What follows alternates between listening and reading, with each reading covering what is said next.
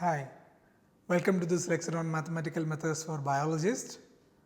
We have been discussing statistics and we learned why do we need and when do we use mean or average and standard deviation and what does it imply. In this lecture we will discuss distribution. So, the title is frequency distribution and probability distribution, and the question we will answer is how do we plot the data set as a distribution. So, this is a thing that we would answer in this. We given a data set, how do we plot it as a distribution.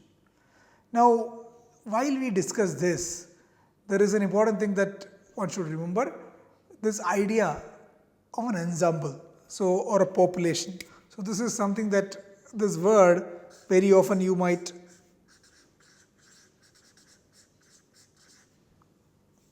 So, what is an ensemble?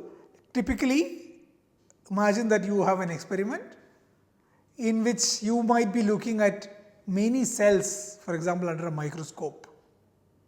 So, all the cells are exactly under the same condition, same temperature, same concentration of nutrients and all that, but they are a population, they are not, they are individual cells. So, this is, let us think of, so you have a petri dish or you have a culture, you have many cells in this. So, you have all of this might have different size a little bit, it might have different shape, but these are all same cell type. So, these are all same cell type, same condition, same cell type. So, let us say they are all yeast cells or they are all HeLa cells or same cell type, same condition.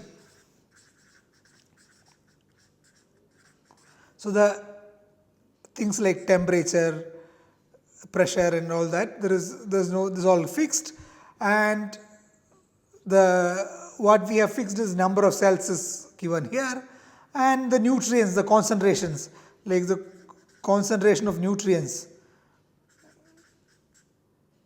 concentration of chemicals, nutrients, whatever in this we have, which is all essentially the same for all the cells. So, concentration of nutrients, let me write, they are all essentially seeing the same condition. So, you have, so this you would call an ensemble of cells or a population. So, these two words would be very often used. You have a population or an ensemble. So, this ensemble of cells, and in such set of cells you can do various measurements for this is. So, you could measure, for example, its size, like you could measure the area of each of these cells, and the area of this would be different from the area of this. So, they would all get, you will get different numbers. So, you can get a set of numbers, let us say you are measuring area, so you would get a set of numbers like, so area. So, you would get some numbers in micrometer square. So, let us say 100 micrometers square or 78 micrometer square or 120 micrometer square. So, these are typical examples and you can get many numbers. So, if you have 100 cells, the more the cells, more numbers you can get. So, area is some example I said. You could measure, for example, gene expression. So, there is a fluorescence and you can measure the fluorescence, for example. So, different cells you can measure the fluorescence, like you would get some value in some units. So, value 1, so you would get x1, x2, x3 and many values, like if there are 100 cells you would get x100. So, this is the amount of gene expression. This could be in micromolar or nanomolar or whatever be the unit, but you would get some concentration of proteins expressed in these cells. You would want to measure some other quantity. It need not be cells always.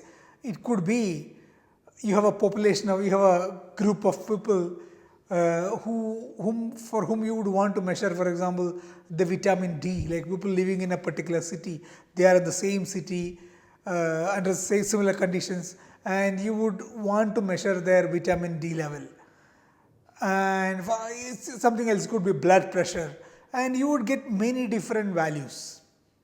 So if you have a population of cells or a population of a group of people, or it could be a group of whatever be the organism that you would want to study, you can, any measurement you can do on many individuals, many cells. This is an ensemble, a population, and the data, you would get a large number of measurements.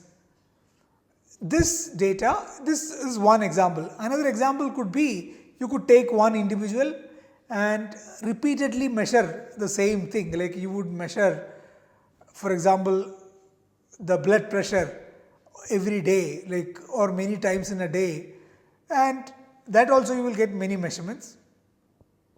So typically, let us think of population first, and we will come to the measurement as a function of time. So if you have a population of cells like this, or a population of individuals like this, you would measure either its size, gene expression, or you would measure any other quantity like blood pressure or vitamin D level or hemoglobin count. Any quantity that you measure in a population, you will have many numbers like this. So let us say you have numbers between 0 and 100. So you have like many numbers. I am just drawing some example here. So let us say the numbers are 5, 7, 8, 10, 90, 7, 81, 82, 15, 26, 18, 37, 34, 51, 48, 46, 97, and so on and so forth. So you have many numbers. If you have, these are data measured from different, from a population ensemble, you can always calculate the mean. So you can calculate the mean x bar, which we said is sum over I xi divided by n. You can also calculate the standard deviation, which we said is sigma, which is xi minus x bar whole square sum over I divided by n minus 1 and root of this. So this is the two things that we can measure. But the third thing is the distribution, which we briefly mentioned. Distribution is how these numbers are distributed. So from this data, we can make a table. From the data sets we are given, we can ask a question, how many of these numbers are between 0 and 10? So how many of these numbers are between 0 and 10? Let us say, so this is some table that we would create. So let us say 2 of those numbers are between 0 and 10. And how many of them are between 10 and 20? So let us say 5. Then you could ask the question, how many of them are between 20 and 30? So there are many numbers between 20 and 30, 11 numbers out of all these numbers. And how many of them are between 30 and 40? And so there is 15, and so on and so forth. So you could just, finally you will have asked the question, how many numbers are between 90 and 100? So you would get 3. So you got some table like this, where you have a range here. So you have a range, and this is frequency, how often numbers fall in this range. So this is frequency. So this is range, and this is frequency. So this is frequency, this is the range. What is frequency? How often, how many times, or how often numbers fall or appear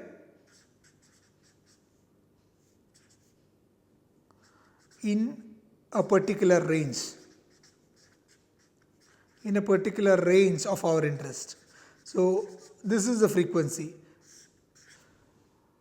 How many times numbers fall? So 5 times in this whole population, 5 times the area is between 10 and 20. 11 times the area is between 20 and 30. 15 times the area was between 30 and 40, and so on and so forth. So if you have a table like this, you can plot a histogram. So basically this versus this, we can make a plot. So we would, this is the plot that we would make. So we would have between 0 and 10. So this is between the first range. How many? 3 times. So this is 3. 3 times. So this is 0 to 10 range. And between 10 and 20, the numbers in this range was 5 times. So between 10 to 20 range, so this is 20. In the 10 to 20 range, you had 5 times.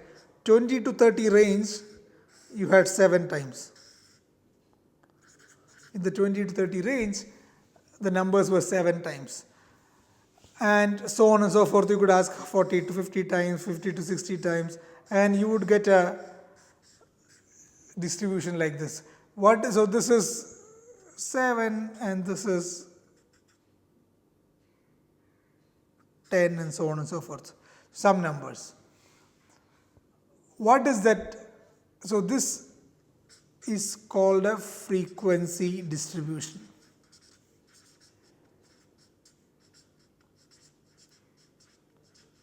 So I am going to plot here Fi versus I. So I is the range 1, 2, 3, and this is your frequency for that particular range. So 0 to 10 3 times, 10 to 25 times, 30 to 40, like 10 times, and so on and so forth. So this immediately tells us, if you have a graph like this immediately tells that most of the area fell between 30 and 40. Most of the area fell between 30 and 40.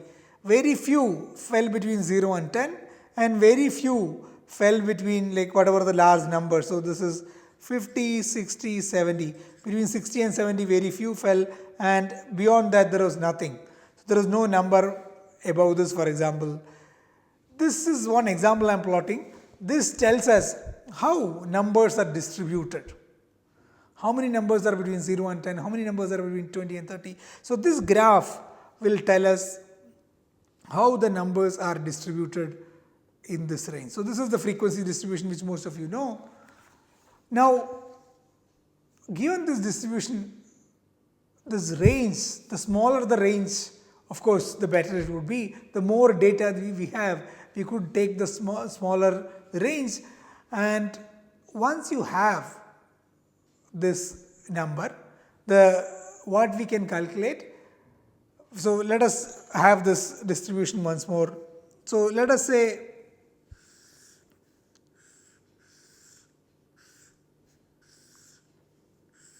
so the range, we could even take, so let me take some measurement which comes between 0 and 10. So the frequency is f. So let us take here whatever between 0 and 0.1. So the range would be 0 to 1, 1 to 2, 2 to 3, 3 to 4, 4 to 5, 5 to 6, 6 to 7, 7 to 8, 9, 10. These are the range, and corresponding to this range, I would have different numbers. So now this I would represent by a number here. I would, for example, represent by the middle value of this. Let me call this 0.5, 1.5, 2.5, 3.5, and so on and so forth, 9.5. So I have, instead of 0 to 1 range, I just put a value 0.5 here. That's what I put here. Instead of 1 to 2, I could represent this by a middle value which is 1.5. This is one way of representing. 2 to 3, I could put a middle value 2.5. So 2.5 which means around 2.5 how many numbers are there within this range 0.5.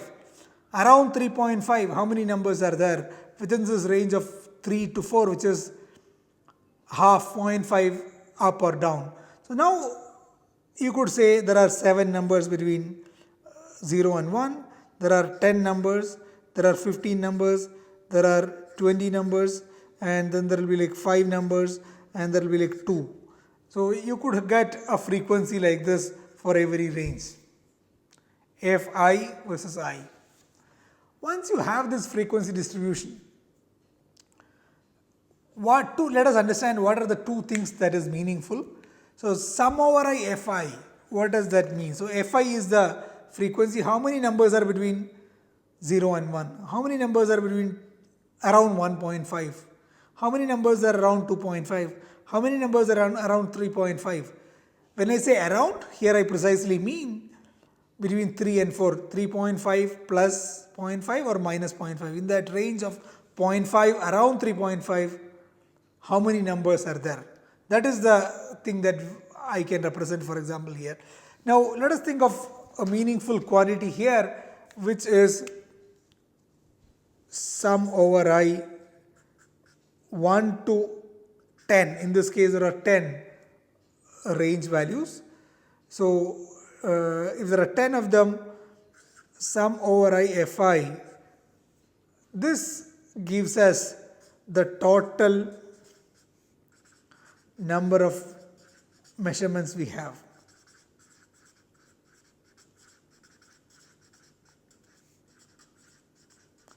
If we have 100 cells, sum over I Fi will be 100. If there are 1000 cells, sum over I Fi will be 1000. If there are 1000 individuals, we are measuring blood pressure of 1000 individuals, sum over I Fi will be 1000. So let us say sum over I Fi is 1000. This implies we measured some quantity, let us say vitamin D level of whatever the measurement we do, 1000 individuals. If the whatever be the measurement, this is what it means. So this is first meaningful quantity. Sum over I Fi is 1000, which is the total number. Total number.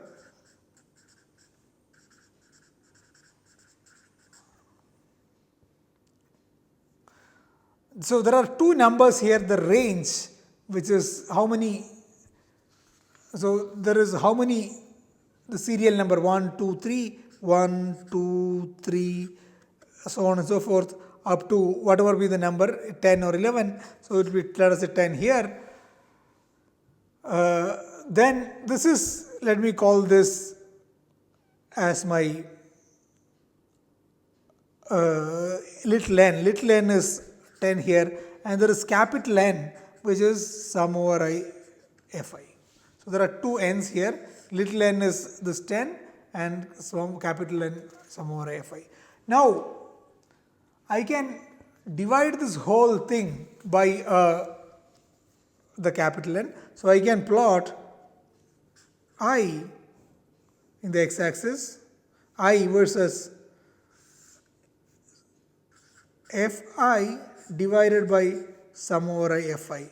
So that is, I, instead of saying between 0 and 1, I had 10 numbers, this is my Fi, and let us say I am doing experiment on 100 individuals, I could divide this by 100. So let us take an example to do this.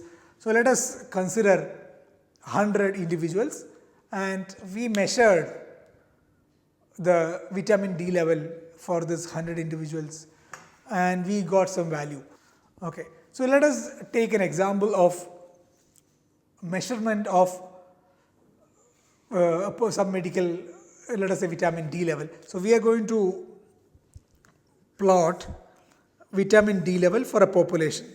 So we have a population, and the first one is vitamin D level and this would be in some typical unit that one would get from a lab. So in some unit, typically this could be around 25. Let us say vitamin D level is around 25 units. We would ask the question, how many people have vitamin D level between 0 and 10 units?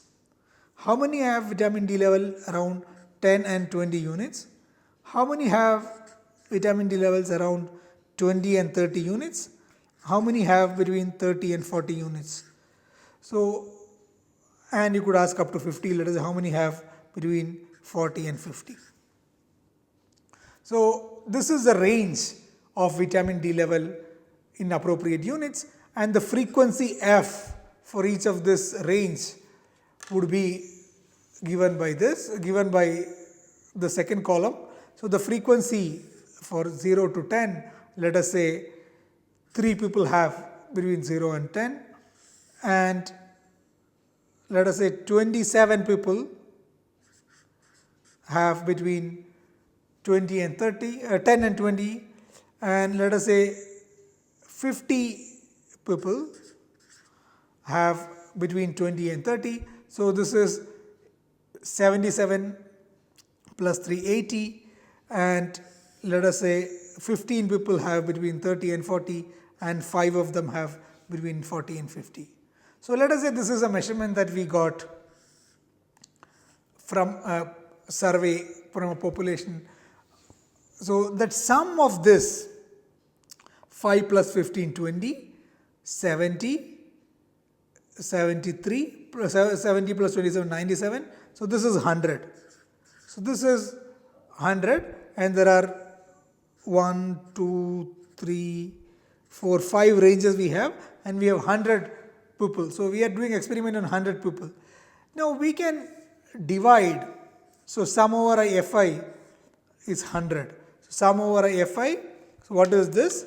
This is sum over I Fi. Sum over I Fi. This is 5 plus 15 plus 50 plus 27 plus 3 is 100.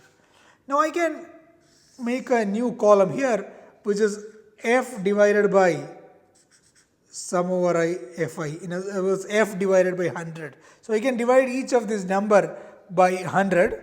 So what does that mean? So this means 3 by 100, which is 0.03. 27, this is 0.27. This is 50 divided by 100, which is 0.5. 15 divided by 100, 0.15.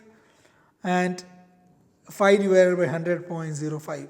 So this column, this thing we would call as probability. This thing we would call as Pi, which we would call as probability.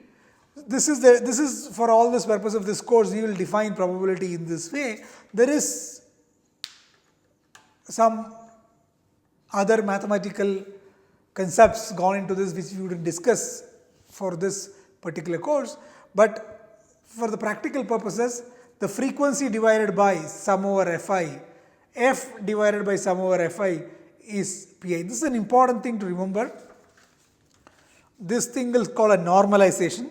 So this process that we did, this is a very important thing, normalization, which is basically calculating Pi is equal to Fi divided by the total. So here in this case, I is equal to 1 to 5 Fi. So this was, in other words, if there are n range, if there is n range, you should calculate Fi divided by sum over I 1 to small n, which is the range Fi. This quantity is the probability. Now I can, instead of plotting Fi, I could also plot Pi. So I could plot Pi versus I, just like, so either I could plot Fi versus I, and you would get some graph. Similarly, I could also plot Pi versus I. So you would get some distribution like this. Similar, it would look very similar here too. So this would look very similar, just that the y-axis numbers have changed.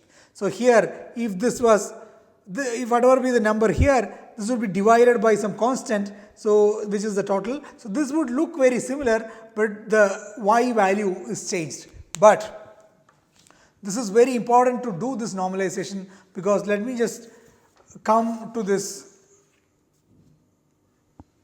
Let us come to this and think about how many people have vitamin D level between 20 to 30, and the answer here is 50. And when I say 50 people have vitamin D level between 20 to 30, when I say this number alone does not make much sense unless I know how many total people are there, how many measurements did we do, how many people did we have in our sample. So that unless we know that, the number 50 alone does not make sense. So this normalization is always very important. In some other context, if you think of it, let us say you took some examination, and if I just say that 1000 people got, 1000 people failed. When I say 1000 people failed, it depends on how many people we have. If they have 1 million people and 1000 people failed, that is very different from having 2000 people and out of that 1000 people failed. So this is important to know how many people are there in total and divide that by that. So this normalization process is very, very important in statistics. If you do not normalize, it may not have meaning always. So always is good to plot Pi as opposed to Fi. Always good to plot Pi and not really Fi, because normalization is very important. Pi will have more meaningful, Pi will have some more meaning in the sense that we could interpret it more accurately, the interpretation will be more accurate. So I urge all of you to plot always Pi as much as possible and interpret things from Pi. And in the next lecture, we will discuss how to interpret things from the Pi. And of course, Fi and Pi are essentially the same thing, but if you report, is always report Pi, and Fi can be sometimes a typical value plugged out of Fi can be misleading. Therefore, always do plot Pi. Okay, now with this, I would summarize. Probability distribution tells us how the numbers are distributed. It's always important to remember what is ensemble population and for what population are we drawing this probability distribution. Think about it, and we will discuss more about this in the coming lectures, but always compute Pi and plot Pi, which will have meaningful quantity. We can interpret it and compute some meaningful quantities from Pi. With this, we will stop this lecture and continue in the next lecture.